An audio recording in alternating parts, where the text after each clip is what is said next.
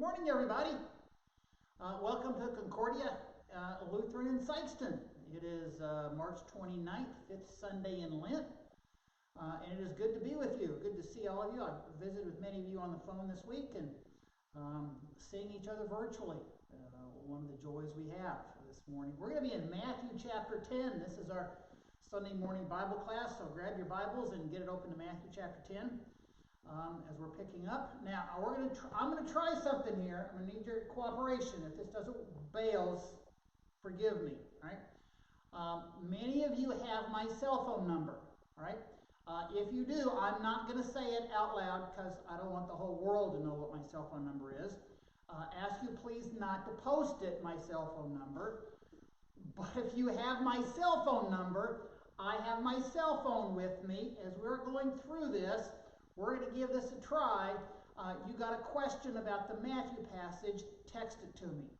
We'll see if this is going to work. See if I can do about 4 things at once this morning in going through this. All right?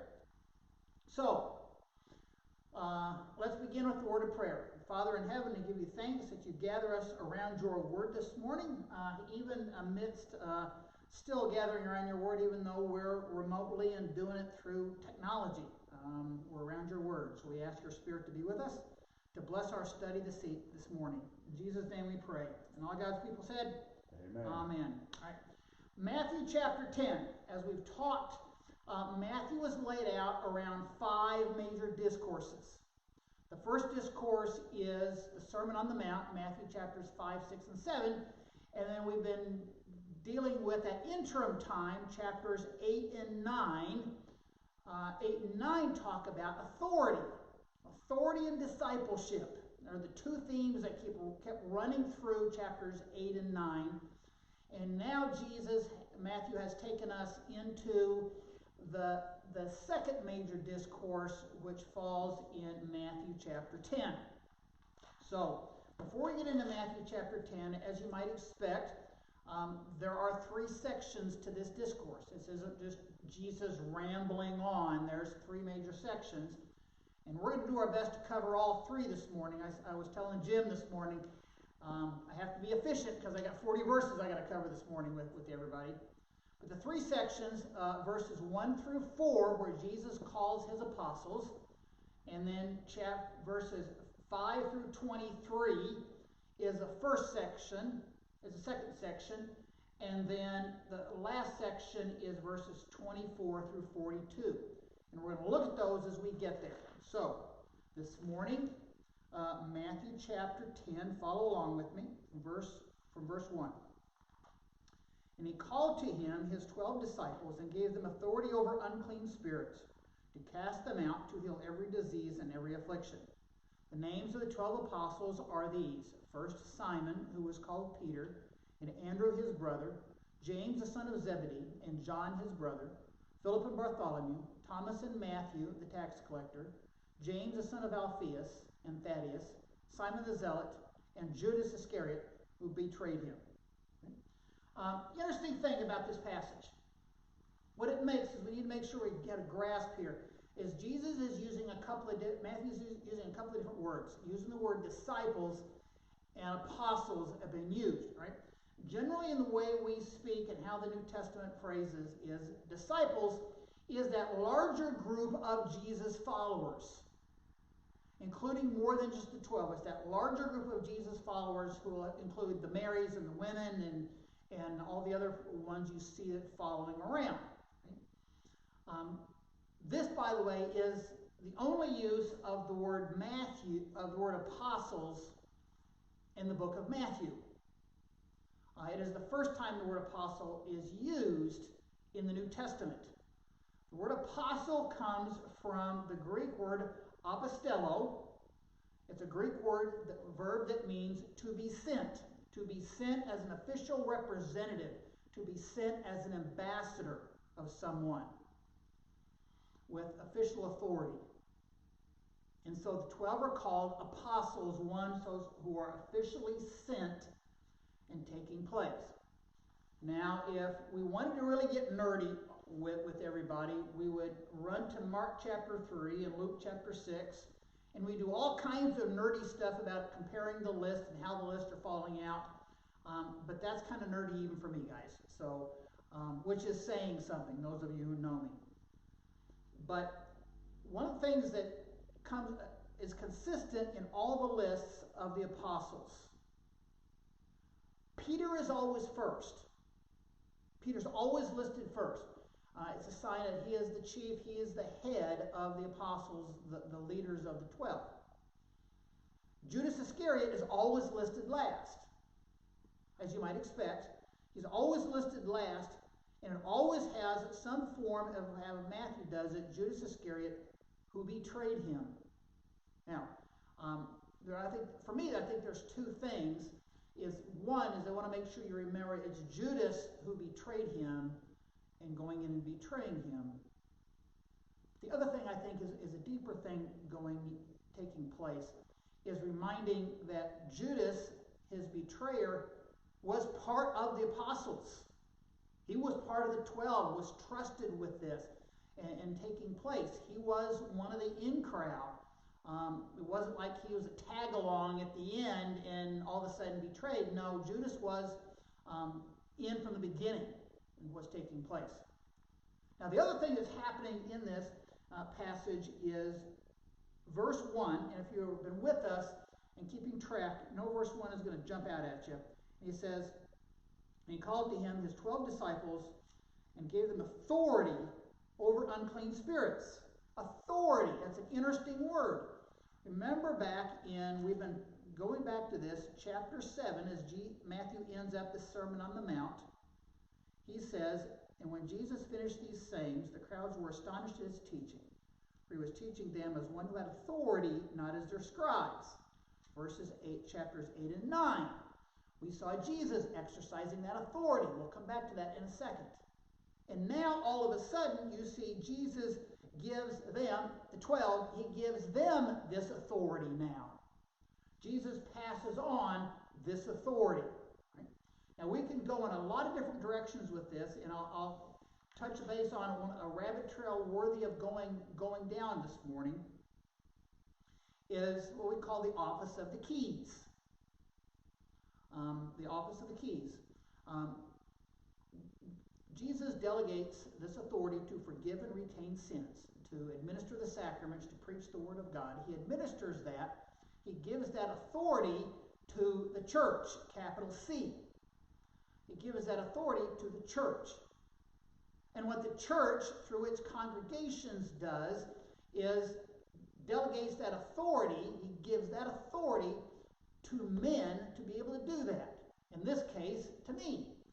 Concordia has delegated that authority to me. Hence, I'm the one sitting here this morning preaching, and when we get back to worship services in person, the authority to baptize, the authority to administer the sacraments has been given to me. That authority is passed down from Jesus, here, Jesus to the 12, but with the office of the keys, from Jesus to the church, through congregations to individual men. Got it? Authority passed down. Right? So, we're going to jump on. This is a kind of a short section, first 4 verses. We're going to jump on and go to pick up with verse 5. Right? And Jesus sent out, these 12, Jesus sent out instructing them, go nowhere among the Gentiles and enter no town of the Samaritans, but go rather to the lost sheep of the house of Israel, and proclaim as you go, saying, the kingdom of heaven is at hand. Heal the sick, raise the dead, cleanse lepers, cast out demons. You receive without paying, give without pay. Acquire no gold or silver or copper for your belts, no bag for your journey, or 2 tunics, or sandals, or a staff, for the laborer deserves his food. In whatever town or village you enter, find out who is worthy in it, and stay there until you depart. And as you enter the house, greet it. And if the house is worthy, let your peace come upon it. But if it's not worthy, let your peace return to you. And if anyone will not receive you or listen to your words, shake off the dust from your feet when you leave that house or town. Truly I say to you, it will be more bearable on the day of judgment for the land of Sodom and Gomorrah than for that town. Behold, I am sending you out as sheep in the midst of wolves, to be wise as serpents and innocent as doves. Beware of men, for they will deliver you over to courts and flog you in their synagogues. And you will be dragged before governors and kings for my sake, to bear witness before them and the Gentiles. When they deliver you over, do not be anxious how you are to speak or what you are to say. What you are to say will be given to you at that hour. For it is not you who speak, but the Spirit of your Father speaking through you. Brother will deliver brother over to death, and father his child, and children will rise against parents and have them put to death.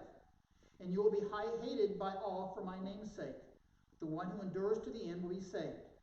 When they persecute you in one town, flee to the next. For truly I say to you, you will not have gone through all the towns of Israel before the Son of Man comes.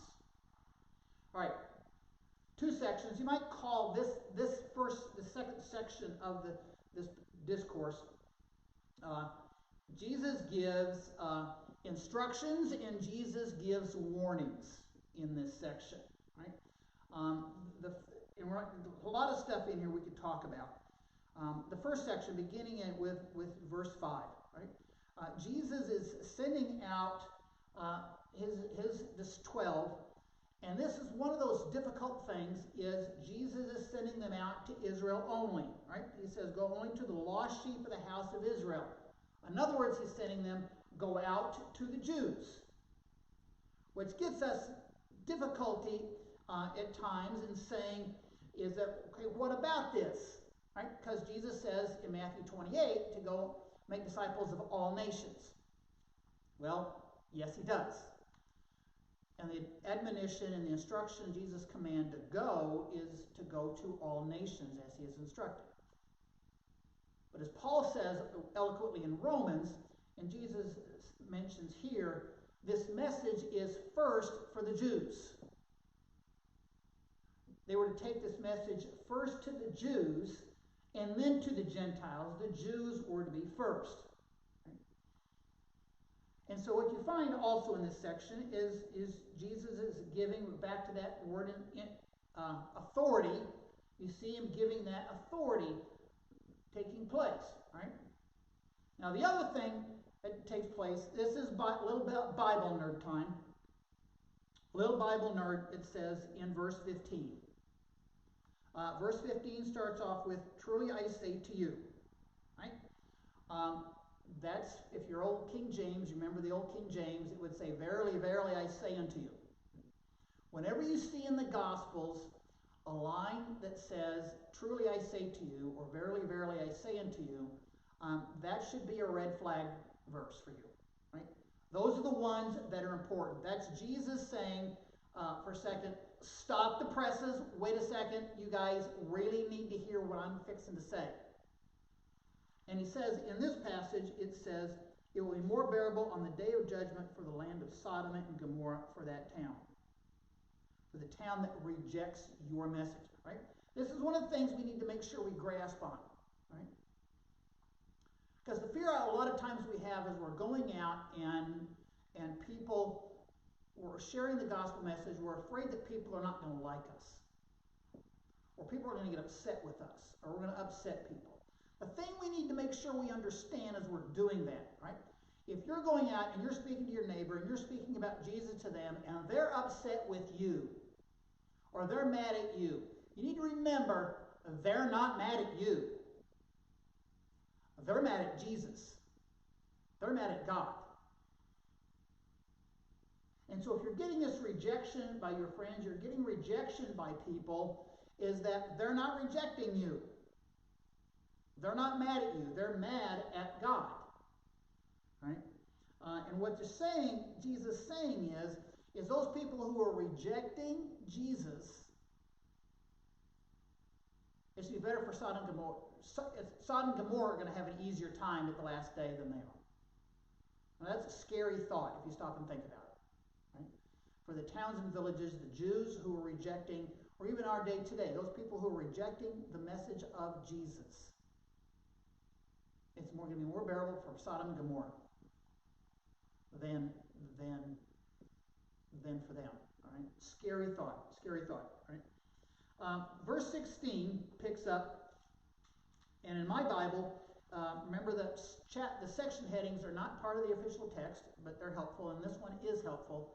My Bible says persecution will come.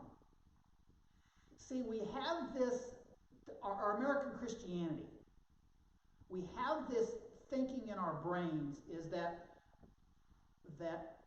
okay, I'm going to become a Christian, I'm going to accept Jesus, I'm going to be baptized, I'm going to go to church, and everything's going to be wonderful. Everything's going to be great in my life because God's going to make it, right? You have guys that say this. It's a name, the glory, the name it, claim it, we call it. Name it, claim it, all right? You say, God's going to give me this, and he's going to give it to you, all right? There's the big guy in Preaching to Thousands in Houston. He's the master at this right now, all right? You know who I'm talking about, the guy in Houston, all right? It's saying is that everything's going to be great with you. This passage, this section, is blowing that out of the water. Jesus is coming bluntly and saying, it's not all going to be rosy and fun. For the disciple of Jesus, for the follower, right? Remember, he's instructing his 12 and saying, this is what's going to happen to you. It's worth seeing. Listen to a couple of these verses. 16. Behold, I am sending you out as sheep in the midst of wolves. So be wise as serpents and innocent as doves. Sheep in the midst of wolves. That doesn't sound very fun, right? 17. Beware of men, for they will deliver you over to courts and flog you in their synagogues. Well, thanks, Jesus. I appreciate that one. All right?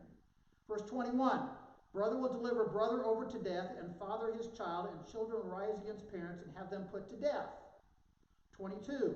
And you will be hated by all for my name's sake. Great.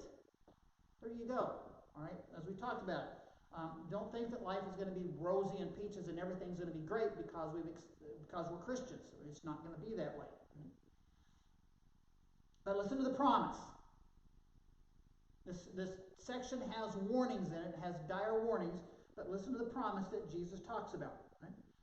When they persecute you, 22. And when you will be hated by all for my name's sake, but the one who endures to the end will be saved. One who endures to the end will be saved. You might say, hang in there. Right? This is one of those passages that we need to remember today. One who endures to the end will be saved. This is the context of sharing the persecution as living as a disciple. Okay? It's the same kind of message that Jesus gives in the book of Revelation. Many people know this one, Revelation 2:10b. Be faithful unto death, and I will give you the crown of life.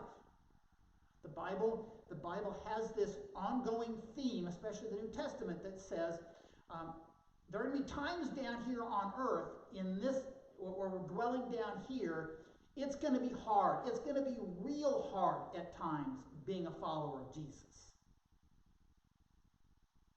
But he who stands firm, he who hangs in there to the end and is faithful to the end, we receive all the glory of heaven, all the grace and the glory that God gives to us. Right? And so we have also the last truly, all right, in this section, or the second truly, verse 23, when they persecute you one town, flee the next. For truly I say to you, ding, ding, ding, ding, lights and sirens, you will not have gone through all the towns of Israel before the Son of Man comes. Now, I checked several commentaries about what exactly does Jesus mean in that, and you can find different meanings going in. As that some people would have looked at that thinking that Jesus would return before these 12 died. Well, obviously that didn't happen. I think the meaning of that is simply this, is Jesus is going to return, the Son of Man is going to return before we get through sharing this message to everybody. Right? We're not going to be able, as disciples, we're not going to be able to get through all these towns and villages. We're not going to be able to get through the whole world. He calls us and sends us to do that. The importance is to go out and to go. That's the importance he's sending us. So, all right. With that, we're going to pick up the third section. Right? And we're going to pick up with verse 24. A disciple is not above his teacher, nor a servant above his master. It is enough for the disciples to be like his teacher and the servant like his master. They've called the master of the house Beelzebub. How much more will they malign those of his household? So have no fear of them, for nothing is covered that will not be revealed, or hidden that will not be made known. What I tell you in the dark, say in the light. What you hear whispered, proclaim on the housetops. And do not fear those who kill the body, but cannot kill the soul. Rather fear him who can destroy both soul and body in hell. Not two sparrows sold for a penny, and not one of them will fall to the ground apart from your Father. But even the hairs of your head are all numbered. Fear not, therefore you are more value than many sparrows. So everyone who acknowledges me before men, I will also acknowledge before my Father who is in heaven. But whoever denies me before men, I will also deny before my Father who is in heaven. Do not think that I have come to bring peace to the earth. I have not come to bring peace, but a sword. I have come to set a man against his father, and a daughter against her mother, and a daughter-in-law against her mother-in-law. And a person's enemies will be those of his own household. Whoever loves father or mother more than me is not worthy of me. And whoever loves son or daughter more than me is not worthy of me. And whoever does not take his cross and follow me is not worthy of me. Whoever finds his life will lose it, and whoever loses his life for my sake will find it. Whoever receives you receives me, and whoever receives me receives him who sent me. The one who receives a prophet because he is a prophet will receive a prophet's reward. And the one who receives a righteous person because he is a righteous person will receive a righteous person's reward. And whoever gives one of these little ones even a cup of cold water because he is a disciple, truly I say to you, he will by no means lose his reward. Wow. Thanks, Jesus. More warnings. Just when we thought Jesus had given us all the warnings, we get more warnings again of what's going to happen. And he starts off, right? Verse 24, back to what we were talking about. Verse 24 and 25, right? If they treat Jesus this way, they're going to treat us this way. That's just one of the principles that Jesus is laying down. If he's treated this way, you're going to treat us this way. As a teacher used to tell us all the time, right? He'd say, right, forewarned is forearmed. If you know this is going to happen, when it does happen, don't be surprised. We're ready for it when it takes place, right? But he talks about the warnings, and as he's talking about the warnings, what this section is really good about, though, is mixed in with the warnings are some great promises. Some great promises that take place, right? Look at verse 26, and he says, so have no fear of them. There's Jesus. Remember we've talked about when Jesus says something like, have no fear of them, if he asks us to do something or do something, he's going to give us his spirit and his power to do it. Right? It's a faith thing. Have no fear of them. Right? Verse 28. And do not fear those who kill the body but cannot kill the soul. All right? That's obviously who he's talking about, right? Rather fear him who can destroy both soul and body in hell. The fear, I think, the second fear is this fear, as we talk about, we fear, love, and trust in God. This fear that's reverence, it's faith, right? It's not fear as afraid. Right? Verse 29, and not two sparrows sold for a penny, not one of them will fall to the ground apart from your Father. We saw this earlier in the Sermon on the Mount. Jesus is doing what we call a lesser to greater argument. The lesser argument is, he says, look at the sparrows. God takes care of the sparrows. The greater argument is, you're worth much more than the sparrows. So God's going to take care of you. God's going to take care of you. If he takes care of the sparrows, he's going to take care of you. Right? 31, fear not, therefore you are more valuable than many sparrows, as we talked about. Okay? So we get back, going in, as Jesus is mixing these warnings and the promises, the warnings and the promises, the warnings and the promises. In verse 34, he's coming back to warnings again. Right?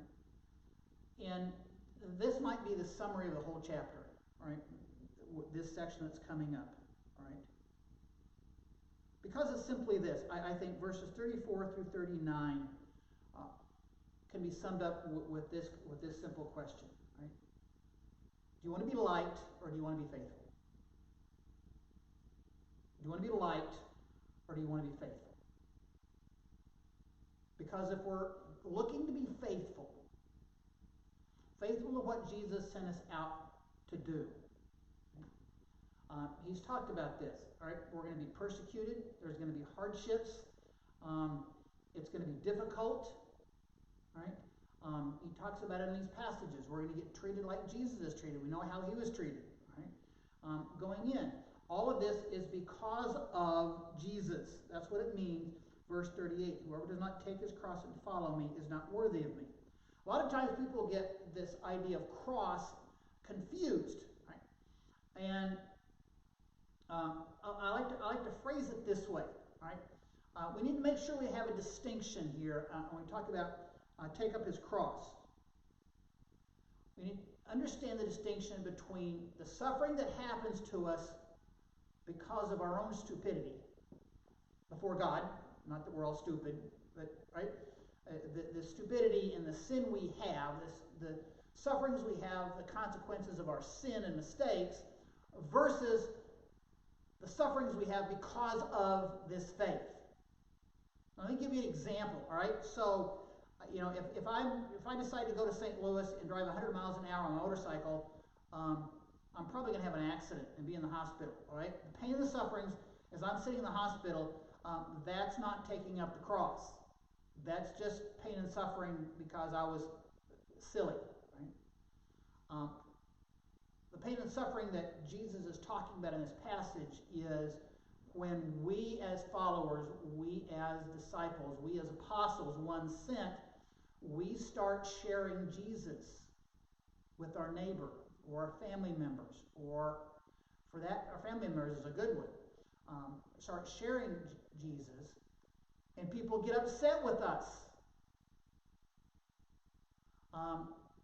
That's the suffering we talked about. Right? I knew a lady. I knew a lady. This was years ago. Right? She got connected to a church that I was serving at, and she grew up Roman Catholic. I mean, she grew up real Catholic. Okay, as I like to say, real Catholic was, I mean, it was confession and mass every week. Catholic. Okay, parents were real Catholics as well, and they practiced. But she got connected through one of the ladies in the church, and started going to church, and came to our adult information class maybe like 3 or 4 years in a row. It was she was a regular there. We joked with her she could teach it by the time we got to the end. Right? Well, after about 3 or 4 years of this, she decided that she wanted to join the Lutheran Church. And so the pastor sat and told her, says, you need to go tell your parents. You can't just do this. You need to go tell your parents. And she said, I don't want to tell my parents. I know what they're going to do. And he said, yeah, they probably will. Right? And she went in and she told her parents. All right? And she told her parents, and she had her 2 brothers were in the room when she told her parents. All right? One of the brothers screamed and yelled at her and walked out. Her father threw her out of the house. Said, never come back here again. Never come back here. You are not my daughter anymore. Right? And left. Right? And for a period of time, for a year, at least 18 months, 2 years, she did not see her father. Right? Her mother kind of disobeyed her husband and would sneak times to go see her daughter. Right? The other end of the story is that about 2 years after this whole story took place, is that her father died of a heart attack. Right? She didn't know whether she was welcome at the funeral and the visitation, but her brother, the one that got mad, called her and asked her to come. And there was some peace resolved in the family. But it was a very hard 2 years for her. Right? That's what Jesus is talking about. That's what taking up the cross means. Is that suffering and that pain that comes from the fact that we're living this faith out and striving to live this faith out every day. And going. This is the summary of this chapter. Do you want to be liked or do you want to be faithful? Right? So we're going to hit the wrap up as we go. Jesus wraps up this section as you might expect. As he wrapped up Sermon on the Mount, the wrap up for this comes down begins in verse 40. Right? Whoever receives you receives me, and whoever receives me receives him who sent me. We talked about that earlier. I'm just to remind you of what I said earlier. Once we finish, you can back up the video and watch that again. Okay? It's this assurance and this promise. All right? It's not about you. Sometimes we want to make it about us. Whether they accept or whether they reject is not about you. It's about Jesus. Make sure we keep that in our minds. All right? Taking place. Right? One who receives a prophet because he is a prophet, receives a prophet's reward. Whoever gives a cup of water, one of these little ones, because he is a disciple, truly I say to you, there's another last truly, he will by no means lose his reward. But that last truly is talking about those people who are giving the grace and giving that cup of water, the kindness and acceptance to those who are sharing the gospel. What he's doing, in respect, in verse 42, he's taking back to that second section, verses 5 through 14, when he sends them out, taking no cup and no cloak or anything, right? Going in. So, I got a couple more minutes. I'm watching my time here. A couple more minutes, and kind of summarize this chapter this way. Right? As Jesus is sending his 12 out. Right? Sometimes we call that a scandal. Why did he choose this 12? Right? Well, it's his choice. All right? For sending out. All right? Why did he choose these 12? We have to give God the right to make his sovereign choices. Okay? You can make application here to get into the office of the holy ministry. Why does God choose to give the office of the holy ministry to men? There are several passages we can talk about that. Read 1 Timothy, that's several of them. Read Genesis chapters 1, 2, and 3 to deal with that. Why does God choose to give this office of the holy ministry to men? It's his choice. We have to let sovereign God have the ability and the authority to make his sovereign choices. Right? And he does that with this in choosing these 12.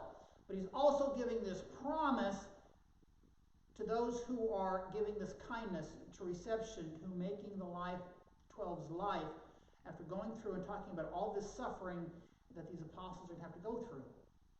Those people who are helping these apostles and those who are sent to deal with this and deal with this suffering, those are the ones who are not going to lose their reward. Right? So it's a passage of Jesus sending his 12, by virtue also sending us, but sending us with warnings. It's not going to be all peaches and cream. It's not going to be all wonderful. It's going to be hardships. But there are great promises that Jesus stands behind this. So we're wrapping up. I got 42 verses, a lot of passage, a lot of stuff squeezed into this 45 minutes this morning. Thank you for joining us. Next week we're going to pick up at Matthew chapter 11 with messengers from John the Baptist. This is a great passage. Matthew just keeps getting better and better. So God bless. Receive his benediction. The grace of our Lord Jesus Christ, the love of God, and the fellowship of the Holy Spirit be with us all. And all God's people said, Amen. Amen.